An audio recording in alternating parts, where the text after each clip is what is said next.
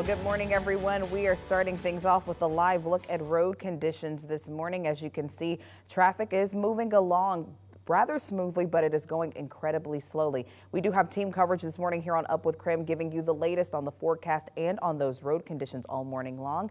Thanks so much for joining us here on Up with KREM. I'm going to go ahead and send things over to meteorologist Thomas Patrick, who has been tracking this storm for us and telling us how much snow we're going to get today. Good morning, Thomas. Yeah, good morning, Channing. Just measured 2 inches of snow at our South Hill studios in Spokane, and looks like that's pretty consistent all across town. And if you have any reports, if you've put that measuring stick or the ruler in the snow, make sure to send it our way. We want to get those reports coming in later on this morning. As for Doppler radar, showing where that heaviest snow is currently falling in those darker blue shades, and it's been centered right over Spokane for most of the morning. It did start snowing at around 1 o'clock overall. Let's zoom way on in. You can see from downtown Spokane right through the valley and out towards Liberty Lake, these darker blue shades representing the heavier snow that continues to fall, and it's been that way for now several hours. Let's zoom back out and show you the 1 hour loop where everything is pushing from south to north across the region, and we'll probably see a couple more hours of snowfall before it starts to lighten up after about 9 or 10 o'clock this morning.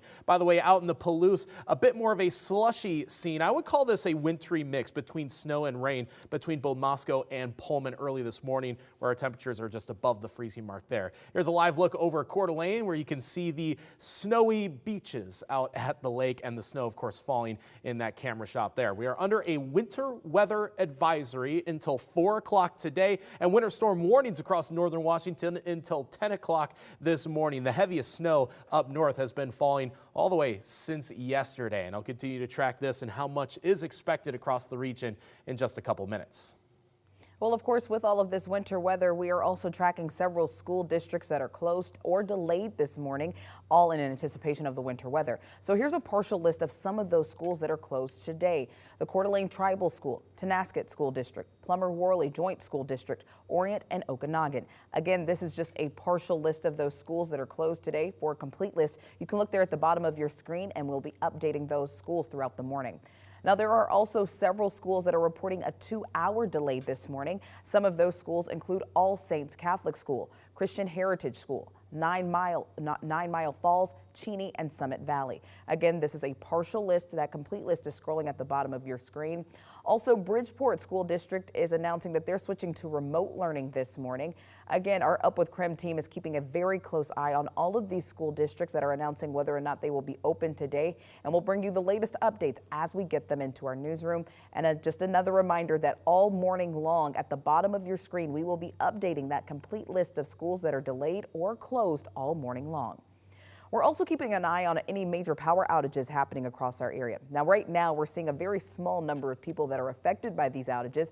But again, this is something that we're tracking very closely and that we will continue to monitor and update throughout the morning. However, if there is an outage in your area, here's one thing to keep in mind if you are driving. Drivers should treat any intersection with a stoplight that does not have power as a 4-way stop until crews can get the power back on in that intersection. Now, we know it's about the 7 o'clock hour and a lot of people are heading to work this morning or even taking their kids to school. So before you get ready to head out the door, we're giving you a look at the road conditions this morning.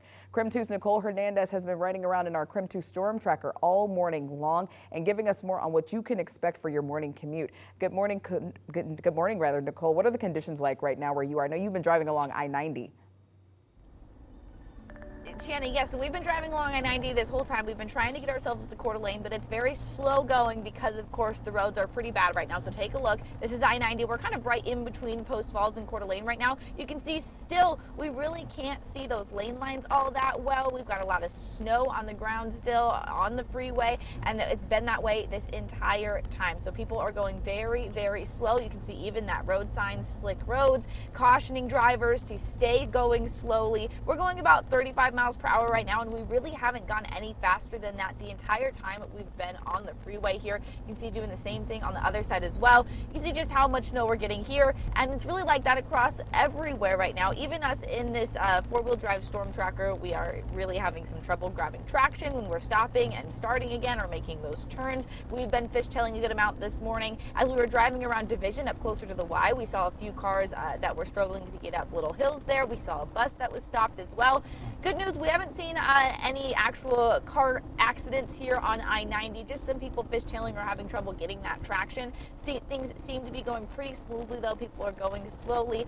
Just give yourself that time this morning to make sure you're prepared to go slow on the roads and take out that winter driving hat, because we are definitely in the thick of winter driving now. We're going to make our way and continue along to Coeur d'Alene. We'll let you know how things look over there once we get there. In Spokane, Nicole Hernandez, KREM 2 News. All right, thanks, Nicole. Now, again, I know you've been driving around all morning long. We do have a viewer who wrote into us just a few minutes ago asking about what is the best way to get off of the South Hill and maybe heading north. I know you have to come down off the South Hill. Which direction would you tell people to go? So we went down Freya Thor, or whichever one Ray, I guess, is the one that we went down, and that one wasn't so bad. There's a lot of traffic on that one, which is why I would think by this point in the morning that would probably be a decent way to go. Another one that I hear people say a lot is Southeast Boulevard going down. It is a little bit less steep, and again, a little bit more traffic down that way as well. So it would probably be a safe bet, depending on which way you're going, to take one of those two routes. All right, thank you, Nicole. We appreciate it. Be safe out there.